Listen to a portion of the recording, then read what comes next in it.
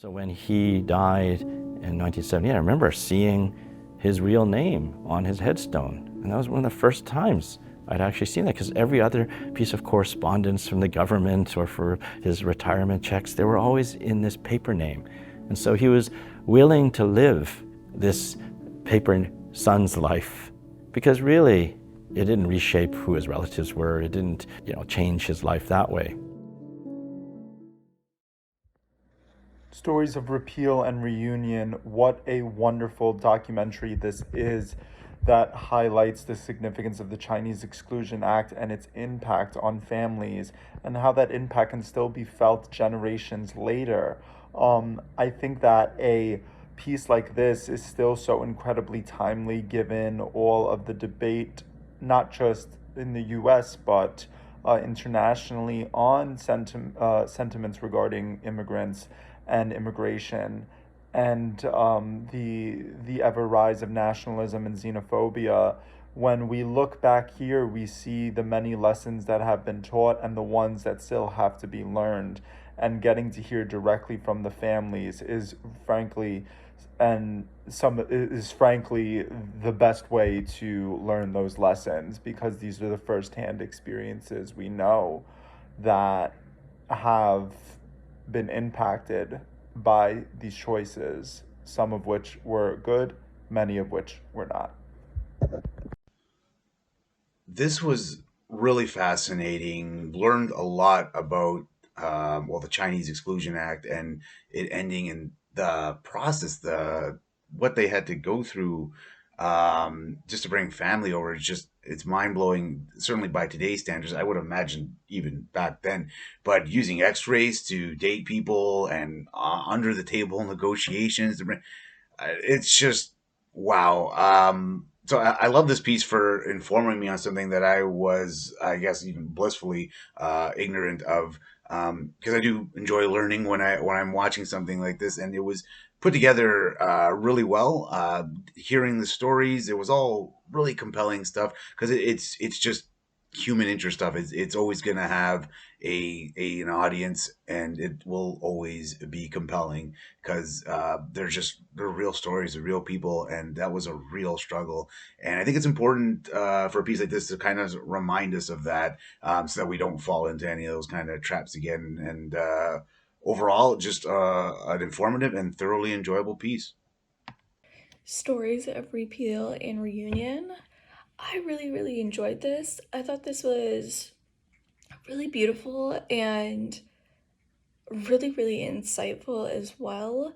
Um, the fact that it was repealed and then there was such a long time before, the kind of next immigrant was okay to like approved to come through, I think is really interesting. And then kind of talking through those interviews, talking through those situations, I think it's just kind of, it's a little bit terrifying, especially when you put it in the terms of like thinking like this is the kid who hasn't seen their dad for X amount of years and is now having to prove that that's their dad. They have to like match answers to something when like that person hasn't been in the dad, the father hasn't been in that country for a long time, and B, you're asking a kid who's probably terrified, and those answers having to match up, I think is absolutely terrifying anyway. And just in that situation, and how that has to be so, and just in general, that question has to be so molding of having to prove who your parent is. Um, and then getting denied and being told, no, whatever your answers, it wasn't right, it wasn't enough. So you don't get to move, you don't get to see your dad, you don't get to be reunited. Um, that has to be absolutely devastating to a child's psyche.